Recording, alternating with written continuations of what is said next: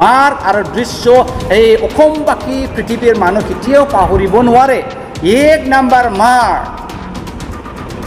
মন্ত্ৰী মণ্ডলৰ কথাটো বাদে দিয়ক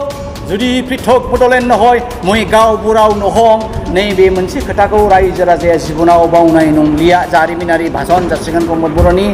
आरो द्वितीयটো আমাৰ দফাবিলা যি আকাৰে আকাৰে যদি ৰূপায়ণ নহয় বিটিআৰ ৰেকৰ্ডৰ দফাবিলা যদি আকাৰে আকাৰে ৰূপায়ণ নহয় মই এজন ডাঙৰীয়া কৈছে বিজেপি তোমাৰ চিতলায়াও চোতালত গৈ মই সুইচাইড কৰিম 2 নাম্বাৰ এইটো ঐতিহাসিক ভাষণ কেতিয়াও বড় বা আমাৰ অসমবাসীবিলাক পাহৰি নাযাব আৰু 3 নাম্বাৰ দৃশ্যটো যোৱাকালি একদিন আগত এজন জেনেৰেলক একে মায়েগৰ এংকৰি ইমান স্পষ্টকৈ কৈছে যে Pramod Boro may I request you now to please welcome general সাহাব with our traditional Boro আরনাই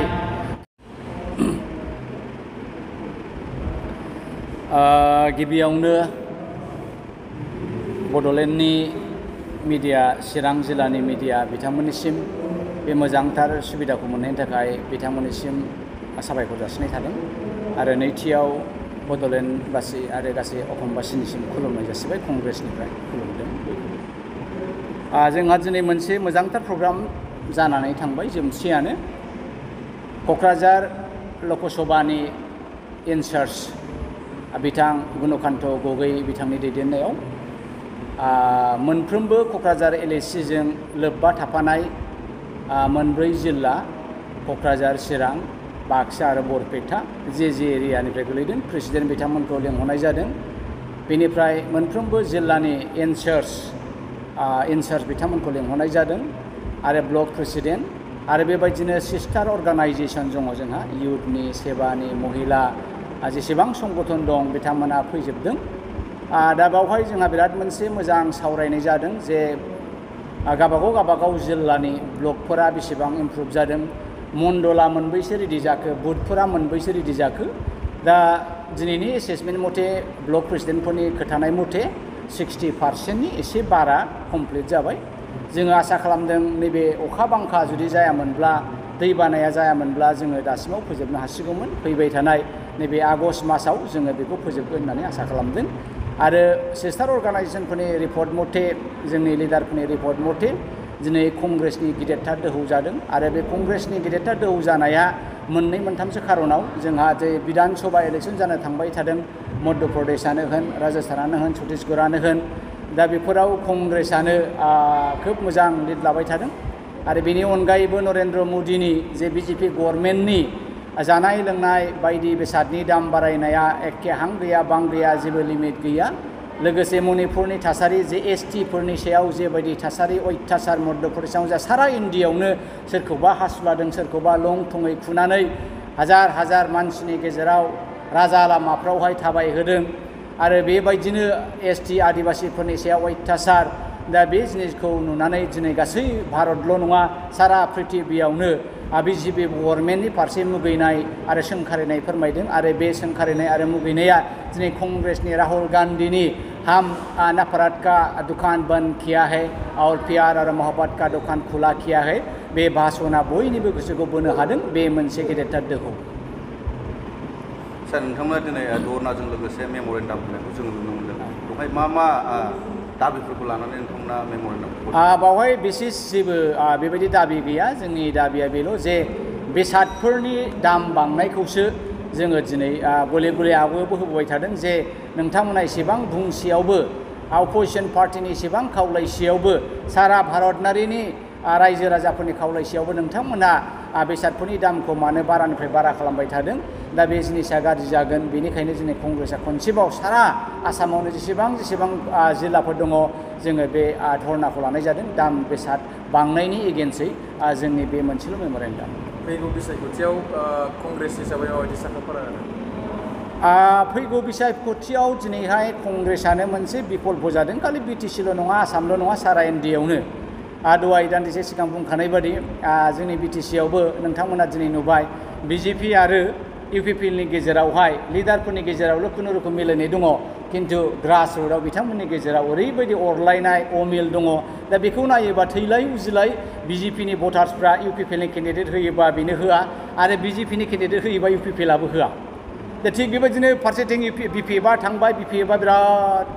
गोबावनिफ्रायनो नाजाबोदोंमोन training होबाय थादोंमोन बोरै आरएसएसखौहाय बुरखायनो बोरै बिजेपिखौ बुरखायनो नाथाय बुरखायसेयावबो बिथांमोना दिनैहाय ना एनडिएआवनो लाजाबाय ना एनडिएआवनो लाजाबाय दा ओरैबो थलं थफं दा दुखुनांथाव बाथ्राया बिसोर बिपिएफ बायदि एसेबां 17 बोसोर गभर्नमेन्ट खुंखांनायनि उनाव थाखा फैसानि अभाब गैया लिडारफोरनि अभाब गैया बेबायदि थासारियावबो बिथांमोना दिनै गाव हारसिं गसंनो गिनाय दा बेफोरखौ नुनानै रायजो राजाया हा बिपिएफजों बोरै थाबावगोन दा इउपिपिएलजों सोर थागोन बिजेपिजों सोर थागोन दा हारसिङैनो ओरैबायदि मोनसे परिबेस जादों ओरैबायदि मोनसे प्राकृतिक सिचुएसन जाना होदों कंग्रेसआनो बिकल्प जादों दा कंग्रेसआ जेसेबां जोङो ग्रास रुट लेभेलाव डेभेलप जादों बेनिख्रुइ जोंनि बायजोआरि बेकग्राउन्डआनो जोंनि फेभारावसो मावबाय थादों आरो मा दा बेखौ नुयोब्ला Congress is very good in a very better position than yesterday माखासे बिपिएफनि दैदेनगिरि बिथांमोना बुङो सार नेशनेल लेभेलनि पलिटिशियानखौ जोंनि बर'फ्रा बाहागो लानो नाङा होननानै बायदि बायदि माखासे रिजनेल पार्टिनि दैदेनगिरिफ्रा बुंदों सार बेनि सायाव नोंथाङा ना बिजेपि बिपिएफनि खोथाया नेशनेल पार्टि जायगा होनाङा बिथांमोनहा नेशनेल पार्टिखौनो सौनायबाय थादों बिजेपिखौ गले गले दिल्लीयाव थांहां नागपुराव थांहां गुवाहाटियाव थांहां डाङरिया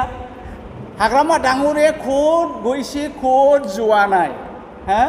এই এনডিএ ন্যাশনাল পার্টির লগত এলায়েন্সৰ কাৰণে তেখেত ইমান মাহে মাহে আশা কৰি আছিল সই সম্পত্তি বিক্ৰী কৰি ডেমনষ্ট্ৰেশ্যন কেতিয়াবা ৰাস্তাত শ্ব' কেতিয়াবা হাজাৰ হাজাৰ মেল মিটিং কেতিয়াবা থাউজেণ্ড জইনিং এই গোটেই নাটকবিলাক কেনেকা আমি বিজেপিক আকৰ্ষণিক কৰিব পাৰিম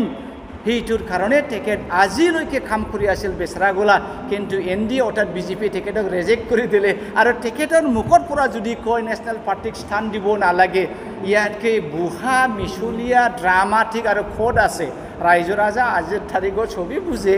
এই গতিকে হাগ্ৰামা ডাঙৰে যিমানেই নকওক নেশ্যনেল পাৰ্টিক নালাগে এতিয়া তেখেতৰ মানুহবিলাক কংগ্ৰেছৰ লগতো কথা পাতি আছে আমি আৰু কি ক'ম ইয়াতকৈ বেছি नाथाय बावैसो सान सिगां प्रमद बर'आ बुंदों माने फैगौ एमपि इलेक्सनाव इउपिपिएल आरो बिजेपिनि थाखाय रावबो फेक्टर जानाय नङा माने जेबो जेंना गैया ओरैनो देरहागोन माने प्रमद बिथांखौ नों मा बुंबावनो बेनि माखासे मथि गथि बिथांनि माखासे बडि लेंगुवेज मैया दाखालि सासे आर्मि जेनेरेलखौ इमान बिराद दृश्य मोनथामसो प्रमद बर'नि मार्क बे हारिनाव थालांसिगोन তিনিটা মাৰ প্ৰমোদ বৰৰ এই মাৰ্ক আৰু দৃশ্য এই অসমবাসী পৃথিৱীৰ মানুহ কেতিয়াও পাহৰিব নোৱাৰে এক নাম্বাৰ মাৰ মন্ত্ৰীমণ্ডলৰ কথাটো বাদে দিয়ক যদি পৃথক বদলেন নহয় মই গাঁওবুঢ়াও নহওঁ नैबे मोनसे खोथाखौ रायजो राजाया जिबनाव बावनाय नंलिया जारिमिनारि भाषण जासिगोन प्रमोद बर'नि आरो द्वितीयটো আমাৰ দফাবিলাক যি আকাৰে আকাৰে যদি ৰূপায়ণ নহয় বিটিআৰ ৰেকৰ্ডৰ দফাবিলাক যদি আকাৰে আকাৰে ৰূপায়ণ নহয় মই এজন ডাঙৰীয়া কৈছে বিজেপি তোমাৰ চিতলায়াও চোতালত গৈ মই সুইচাইড কৰিম 2 নম্বৰ এইটো ঐতিহাসিক ভাষণ কেতিয়াও বড় বা আমাৰ অসমবাসীবিলাক পাহৰি নাযাব আৰু 3 নম্বৰ দৃশ্যটো যোৱাকালি একদিন আগত এজন জেনেৰেলক একে মায়েগৰ এংকৰে ইমান স্পষ্টকৈ কৈছে যে প্ৰমোদ বড়ো may I request you now to please welcome General Sahab with our traditional Boro আৰণাই Pramod ডাঙৰীয়া ৰিকুৱেষ্ট কৰিছে জেনেৰেলক আৰণাই দিবলৈ কাৰণে আৰু জেনেৰেল ডাঙৰীয়াও নিজৰ মাথাটো থলত বনাই আগবাঢ়ি আহিছিল বেচা আৰণাই পাবলৈ নিজকে আলাই দিলে আৰণাইটো প্ৰমোদ বড়োই এনেকুৱা মানুহৰ আজিৰ তাৰিখত মেণ্টেল স্থিতি নৰ্মেল আছে না এবনৰ্মেল আছে ইয়াৰ সন্দেহ আছে তেখেতসকলে যিয়ে নাকক সেইটো আজিৰ তাৰিখত ৰাইজ ৰাজাই গ্ৰহণ কৰিব নোৱাৰে এই গতিকে বিজেপি আৰু ইউপিপিএলৰ কোনো ফেক্টৰ নহয় কথাটো এইটো ইয়াৰ মাজতে কিবা একটা ফেক্টৰ হ'ব পাৰে ডেফিনেটলি ব্যক্তিগত গৰ্জন মোसाहारिया खालामनांगौमोनब्लाबो